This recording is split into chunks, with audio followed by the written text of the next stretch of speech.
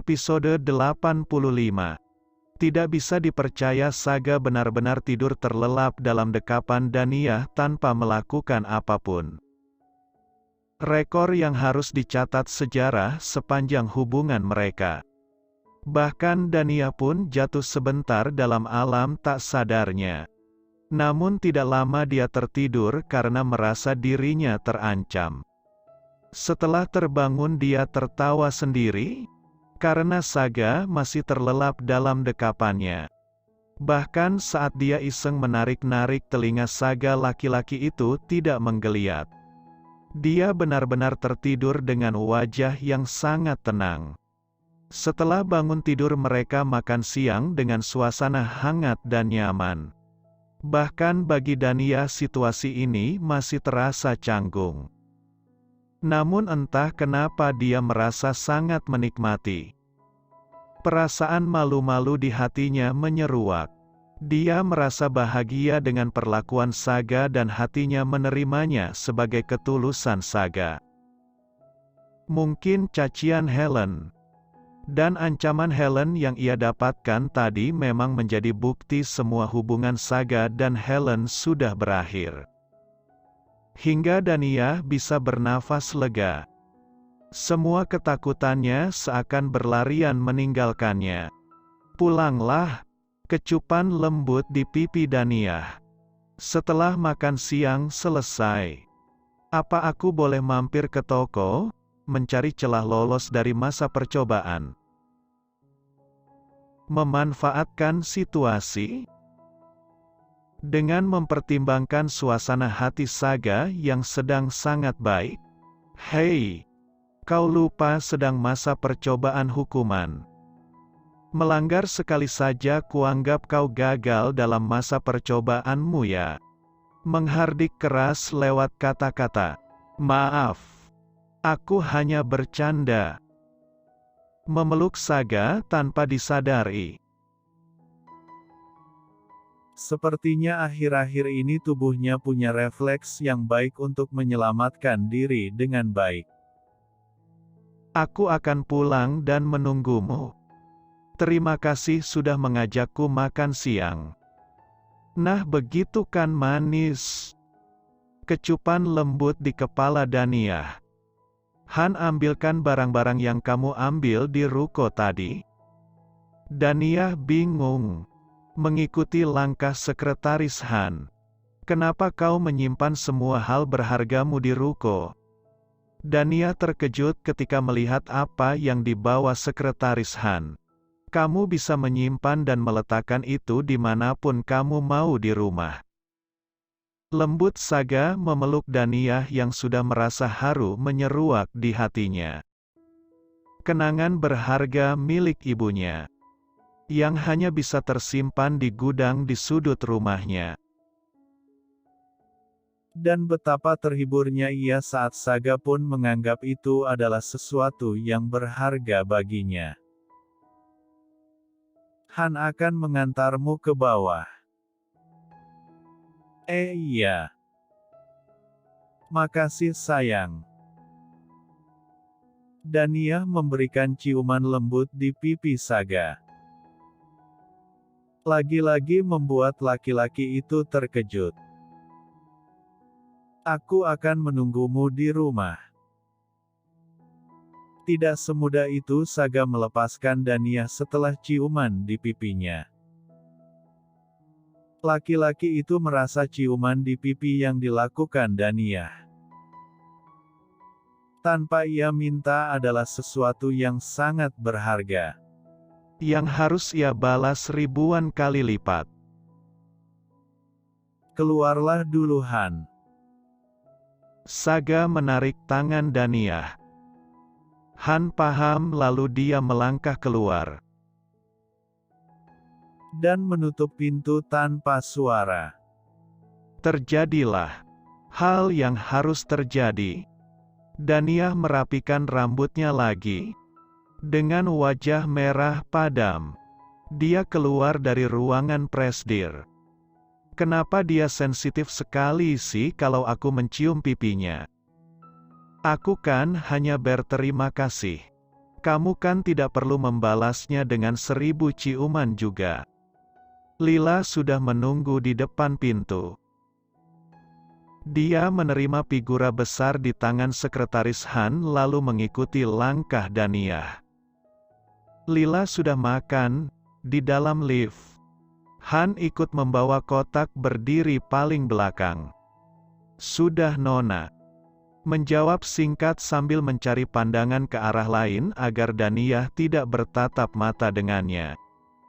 Baiklah, kita langsung pulang ya. Lagian aku nggak bisa kemana-mana. Sekretaris Han tidak bicara apa-apa selama di dalam lift. Sampai dia meletakkan barang-barang di dalam bagasi belakang dengan hati-hati. Dia membukakan pintu depan untuk Daniyah. Menunggu sampai Daniyah masuk. Selamat jalan Nona. Terima kasih. Daniyah melirik Lila dan sekretaris Han bergantian. Mereka bahkan tidak saling menyapa. Dalam perjalanan pulang, sebenarnya Daniyah ingin sekali mampir ke tokonya. Tapi mengingat ancaman Saga tadi membuat nyalinya menciut. Dia terlihat berpikir lama. Dan tenggelam dalam lamunannya cukup lama. Kembali mengingat semua kejadian yang terjadi di gedung Antarna Group. Semua. Dari kedatangannya tadi sampai dia bertemu Helen. Daniyah menoleh pada Lila yang juga diam saja. Hei, ada apa denganmu? Daniyah menyentuh tangan Lila memintanya menghentikan kendaraan.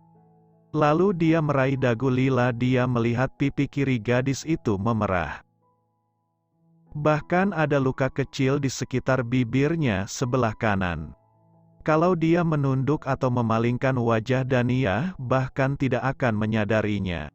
Ada apa dengan wajahmu? Memeriksa dengan teliti.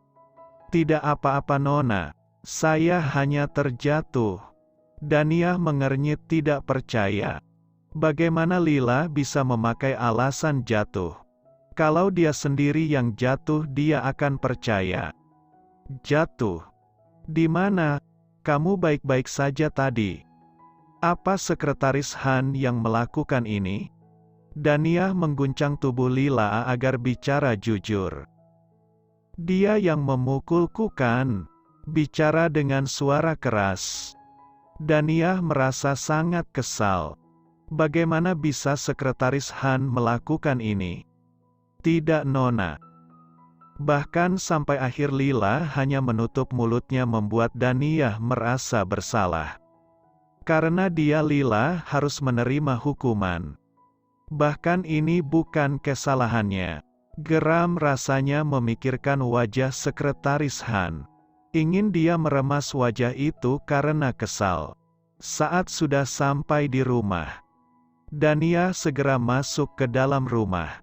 Meminta alat kompres untuk ditempel di pipi Lila. Dia menarik tangan Lila untuk duduk. Di depannya sudah ada kotak obat. Maaf. Nona tidak melakukan kesalahan apapun. Tidak perlu minta maaf. Duduk diam. Dan membiarkan Daniyah melakukan apapun yang ia inginkan. Sekedar mengobati rasa bersalahnya. Bagaimana ini bukan salahku? Aku yang menyuruhmu turun tadi kan? Memaksamu tidak mengikutiku. Cih. Bagaimana dia bisa memukulmu begini? Maafkan aku Lila. Menyentuh pipi Lila. Ini bukan kesalahan Anda. Atau sekretaris Han Nona ini, semua salah saya. Memang apa salahmu?